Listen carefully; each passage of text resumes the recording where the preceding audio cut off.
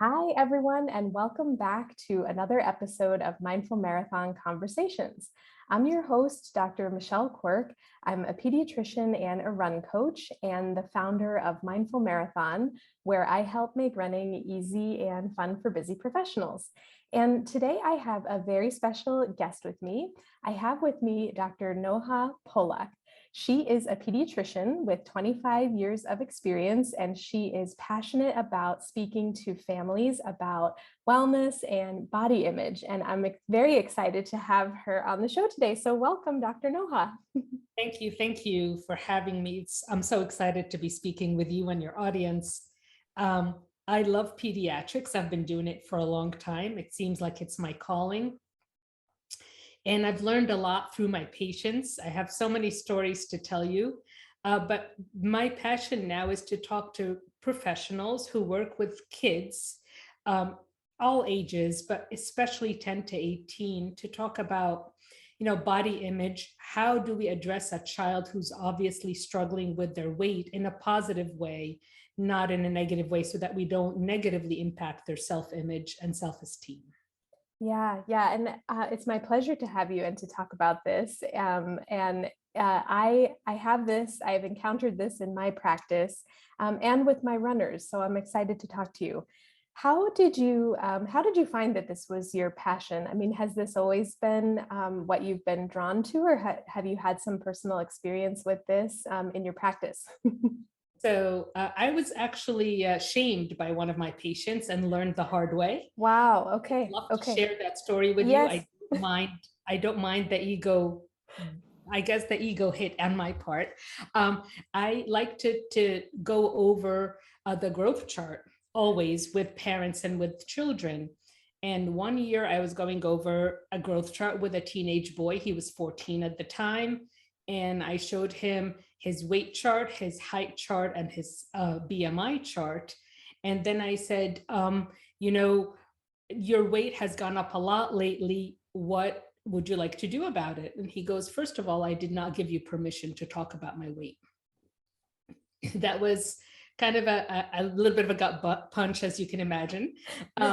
So I took that home with me and kind of sat with it. I would say I sat with it for a month before I was able to kind of process that. And I realized that, these kids struggle and they know they have a weight problem. So us saying it like that is probably not super helpful. Mm-hmm. So I started to kind of refine my message. In addition to that, after the pandemic started and I saw so many kids, as I'm sure you have, gain 30, 40, even 50 pounds a year. Mm-hmm. And then I saw them come in with their parents, and the parent was super anxious and the child was crying, right? And I saw this repeatedly over and over again. And then I decided, you know what? I'm not going to be able to make a big impact in the world unless I talk about this out loud as a speaker, not just in my exam room. So I do talk about it in my exam room all the time, but I want to speak out about this topic of just messaging. How are we, professionals, pediatricians, and other healthcare professionals, as well as parents, addressing this issue with our patients? Yeah, and I imagine that we are perhaps not doing a great job. Correct. And I still learn every single visit, Dr. Quirk, every visit I'm learning from my patients. So I'm very passionate about 3 points in particular, and I can go into 20, but I won't do that on your on your YouTube channel. The first one is I am very passionate about telling parents that they're not the food police, right? If you're playing the food police all day, that's affecting your children's self-esteem and it's affecting your relationship with them. Let's not do that to them. Why don't we just play a different role? Our role is the provider in our household as a parent. So if you as a parent do not bring a ton of junk food in the house, your child will not eat it. But having either juice in the house or chips or cookies in small packets and expecting them to eat one at a time is simply unrealistic, right? Mm-hmm. Who can have that much, self-control, right? Especially as a child, but adults have trouble also. myself. If I'm craving a piece of cake, Michelle, I literally buy one piece. Right. Because if it's in the fridge, I know I'm going to eat it. So it's about that. So I'm hoping to change that mindset that parents, their sole role is to provide healthy options and once in a while to give their child a treat, but don't keep that in the house. If your kid loves ice cream, take them out for ice cream, but don't keep a whole ton of it in the house. So that's my first thing that I'd really like to talk to parents and professionals about. Just talk about what's available. How much sugar is in your household? How much less healthy food is in your household? And that's it. That's your role as a parent. Yeah. The offerings, it kind of makes this very simple. I try to keep it simple with my patients and families as well. Like we're really trying to, increase our amounts of fruits and vegetables and decrease our added sugar and packaged stuff. And if you think about it that way, it's a lot simpler. It is. I had a conversation with a mom just last week, and she's like, well, she eats this and this and this. And I said, well, who's buying it? She said, me. And I said, but why? She's like, well, she needs school snacks. I'm like, but school snacks don't have to come in a package. Yeah. Right? They can come in a natural package, like an apple or a banana or something like that. Ooh, a natural package. I like that. I'm like, she's like, oh, I don't have to send her home with that kind of stuff. No, it doesn't have to be in a package. She's like, oh, okay. So we are not the food police. Okay. All right. I like that. No, what's number 2? So number 2 is when the parent sees that their child is really struggling with weight. So if you see your kid, in the store trying on clothes and hating the way they look, or if it's a boy and they refuse to take off their shirt at the pool, right? We've all seen that. So you can already know as a parent that your child is having problems with their body image. So don't say, oh, are you worried about your weight? Just say, you know what, what's going on? What's bothering you? Ask them what's bothering them. And then ask their permission to talk about their health, not their weight. Yeah. Right? So if they say, oh, I feel fat, I usually come back in the office with, but how do you feel about your health? Do you feel healthy? Can you run with the other kids? Mm-hmm. They leave you behind in the dust. Do you feel out of breath when you're trying to go up the stairs? And then we address those little tiny things instead of saying, oh, let's try to lose weight, because it's such a big stigma for these kids now. Yeah. And this is such a simple reframe. I found myself, I used to click into growth charts quite frequently. And I think it's out of habit, especially with infants, right? And we're always worried about infants and weight gain, but that carries over into our older kids and the teenage population. And I would find myself clicking on it and turning the computer to show them. And I've gotten away from doing that. And same here, I've started talking about health, and in the frame of fitness, talking about making our bodies strong and fit and well, and taking the focus off of even the word weight and BMI and all of that. So yes, I love this. So if you're a parent and you can see that your child is really struggling, then offer to go on a health journey with them. Don't offer to go on a weight loss journey with them. Yeah. Go on a health journey and have little tiny micro goals. We know all about micro goals, right, Dr. Quirk? Yeah. Yes. So micro goals. Can we walk up the hill today? If we cannot, then maybe next week. Can we walk up the hill twice next week? And slowly, little tiny goals that you and your child can manage, and then you will feel successful, and then you can go further if that's what you choose, but make it about their health. And if they're feeling bad about their body, it's really important for us not to tell them in public what to order if we're going out to eat. Right? Yeah. Let's not do that to their self-esteem. Let them order what they will. If you want to have a conversation about it later, especially if you see them feeling badly, you could say, oh, we should have shared that meal. Maybe next time we'll share it because I really like this spaghetti or whatever as well. And so try to come at it from that point of view of just, oh, we should have shared it. Why don't we share it next time? Yeah, that's Something great. like that. would be helpful. And, if they're ordering a soda and you're out, don't say, no, don't drink that. Next time, say, maybe we'll make a different choice next time. Maybe we'll order the water instead of the juice or instead of the soda. So again, like what you say to your child in public is huge, and what you say to them in private is big too. But at least in private, their self-esteem hit is not so big.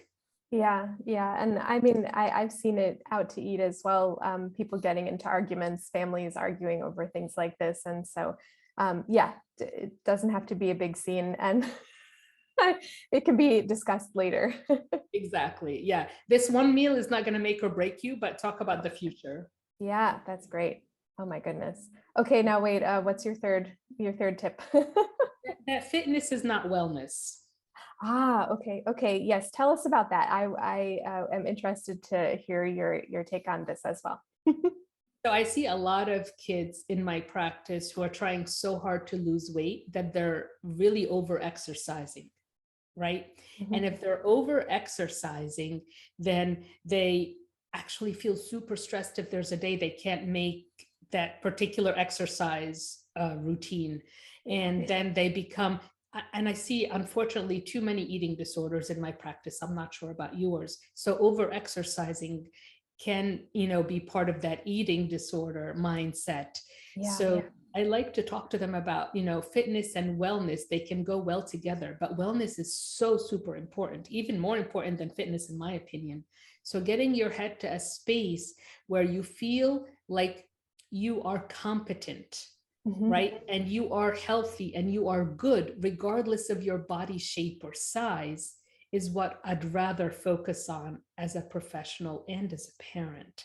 So a lot of times I will say, you don't have to run 10 miles a day in order for you to be well.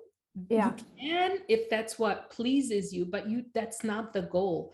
The goal is wellness, to feel good inside and outside. So no, this is a great message. There's a lot of runners out there who aren't fueling themselves appropriately either, or they took up the sport in the attempt of weight loss and changing body shape. And I'm guilty of thinking that I couldn't be a runner 10 plus years ago, because I didn't think that I looked like all the other runners out there, that I didn't have a runner's body, whatever that means. And so I think, your message holds true for all of our patients and families, and for my runners as well. Yeah. I mean, sometimes we have to start by walking, and sometimes we never get to running, so we walk fast. Yep. But our teenagers need our support in that way. And we need to stop judging, really, all of us in society. If any of us really think that weight is due to lack of willpower, or that it is a personality flaw or a weakness, we have to understand that that's simply not possible. Weight struggles have much more to do with biology and chemistry than they do with a personality weakness. There's so many truly successful individual in our society, like Oprah and Lizzo, and I can name so many more, that struggle with their weight, outwardly struggle with their weight, and are super successful, which means they're not weak people. No.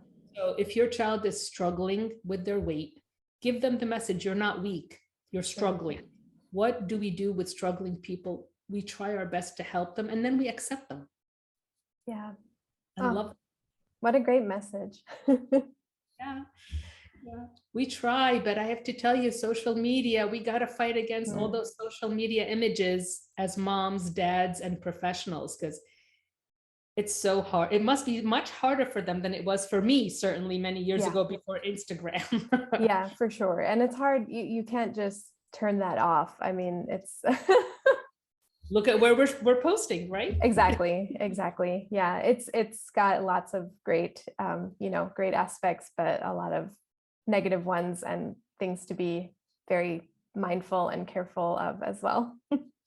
I mean, I love your mindful marathon, and one day I'd love to be a runner, but right now I'm a walker. And that's fine. I love walking. I mean, for me, walking fulfills all of my needs. Yeah. Socially, emotionally, physically, spiritually, Yeah. in nature. And that's where I like to be.